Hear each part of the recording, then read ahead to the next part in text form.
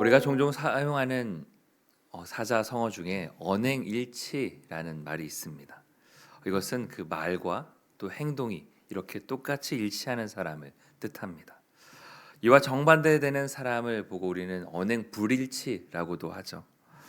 그런데 그런 사람들은 무언가 마음을 주고 또 그 사람에게 무언가를 맡기고 또 신뢰하기란 정말로 어렵습니다.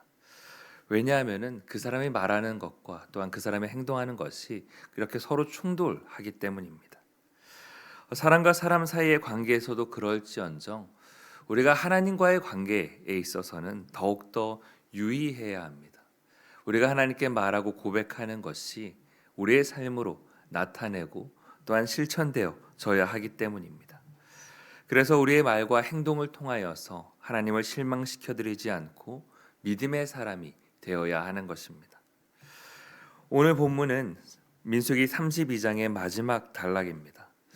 오늘 본문 바로 앞절인 27절 말씀을 보게 되면 르우벤과 갓 자손은 고백하기를 종들은 우리 주의 말씀으로 무장하고 여호와 앞에서 다 건너가서 우리가 싸우겠다라고 고백합니다. 즉 그들은 처음에는 하나님의 말씀을 듣지 않고 처음에는 나가서 싸우지 않고 우리가 머물러 있겠다라는 잘못된 결정을 내렸으나 이내 자신들의 마음을 돌이켜서 이제는 우리가 하나님께 하나님의 이름으로 싸우며 나가겠다라고 고백한 것입니다. 그리고 그에 대한 그 행동이 바로 오늘 본문 말씀에 이어지고 있습니다. 먼저 32절 28절 말씀을 보게 되면 모세는 그들의 말을 제사장 엘르아살과 또한 눈의 아들 여호수아와 이스라엘 자손의 지파의 수령들에게 다시금 찾아가서 그들의 말을 확인하게끔 합니다. 즉 이스라엘 지도자 앞에서 그들의 말이 진짜인지 정말 그대로 실천할 것인지 그 진위 여부를 다시금 가리는 것이죠. 또한 지도자들이 증인이 되어서 그들이 약속한 그것들, 그 말한 것들을 반드시 행동으로 실천해야 함을 다시금 강조하고 있는 것입니다. 이것은 마치 그들에게 있어서 최후 결정의 순간과도 같습니다. 하나님의 말씀대로 올라가서 무장하고 나가서 싸울래? 아니면은 그냥 그대로 머물러 있을래? 라는 질문인 것이죠. 이 양자택일의 순간에 갓 자손과 르우벤 자손은 다시금 고백합니다. 말씀을 보게 되면 여호와께서 당신의 종들에게 명령하신 대로 우리가 행할 것이라 라고 고백합니다. 이 두 지파가 처음에는 우리가 그저 머물러 있겠다라고 이야기하였으나 이렇게 마음을 돌이켜서 우리가 싸우러 나가겠다, 그 땅을 차지하겠다라고 말한 까닭이 무엇일까요? 그들의 결정을 돌이킨 그 결정적인 이유가 무엇일까요? 그것은 그들이 한 말에 대하여서 행동으로 지킬 것인가 하는 그 검증의 순간 그들이 주저함 없이 우리가 행할 것이다 그 고백한 까닭은 바로 이것이 하나님의 명령인 줄 알았기 때문입니다. 단순히 싸우러 나가느냐 머물러 있느냐의 문제가 아니라 이것이 하나님께서 자신들에게 말씀하신 것이고 자신들의 사명이며 자신들이 지켜야 할 일임을 분명히 깨달았기 때문입니다. 이어지는 그들의 말에서 이 사실을 잘 보여주고 있는데요. 그들이 이야기하기를 우리가 무장하고 여호와 앞에서 가나안 땅에 건너가서 요단 이쪽을 우리가 소유할 기업이 되게 하리이다라고 말씀합니다. 그들이 서 있는 문제는 단순히 나가서 싸우느냐 마느냐 하는 문제가 아니었던 것입니다. 그들이 서 있던 것은 바로 여호와 하나님 앞에 서 있었던 것입니다. 그들이 마주하고 있는 것은 여호와 하나님이었던 거예요. 그러니까 하나님의 말씀을 따라 살 것이냐 아니면은 그 하나님의 말씀을 무시한 채 그저 내 마음대로 내 뜻대로 내 생각대로 살아갈 것이냐라는 그 결정의 순간에 그들은 내가 하나님의 말씀대로 하나님의 명령대로 살아가겠습니다 라고 고백한 것입니다. 이스라엘 백성들의 과거 그 광야 생활을 돌이켜 보면은 그들은 이 질문 앞에서 말과 또 행동이 일치되지 못한 모습을 보였기 때문에 그들이 그토록 방황하였던 것입니다. 아니 어떻게 보면은 그들은 행동만 잘못한 것이 아니라 오히려 말로도 하나님을 원망하였습니다. 하나님을 신뢰하지 않고 하나님의 약속을 의지하지 못하였던 것입니다. 그들은 하나님을 원망하고 따르지 않았기에 결국 무너지고 말았습니다.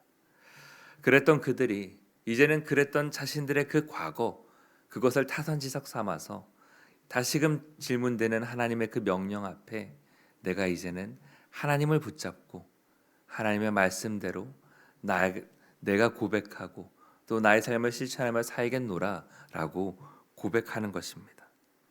그 결과가 무엇입니까?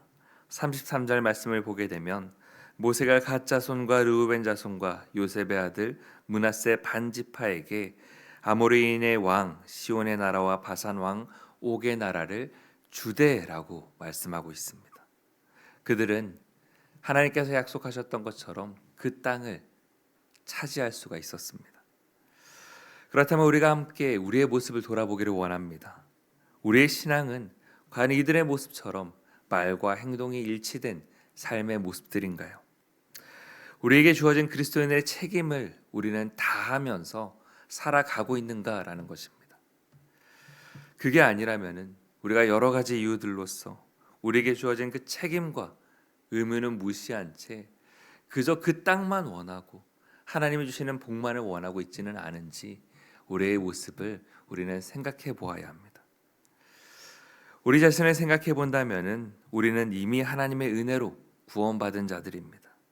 하지만 우리들은 또한 믿음의 선한 싸움을 날마다 싸우며 살아가야 하는 그러한 존재들입니다. 우리는 구원받은 것으로 만족하고 거기 그치는 것이 아니라 장차 우리가 도착할 그 하나님의 나라를 바라보면서 날마다 이 땅 가운데서 믿음을 지키기에 우리가 말한 것뿐만이 아니라 우리가 고백한 것뿐만이 아니라 우리의 삶이 정말로 하나님 말씀 중심의 삶이 되기를 힘써야 하는 것입니다. 그렇게 날마다 주님 닮아가기를 힘쓰며 살아가는 것이죠.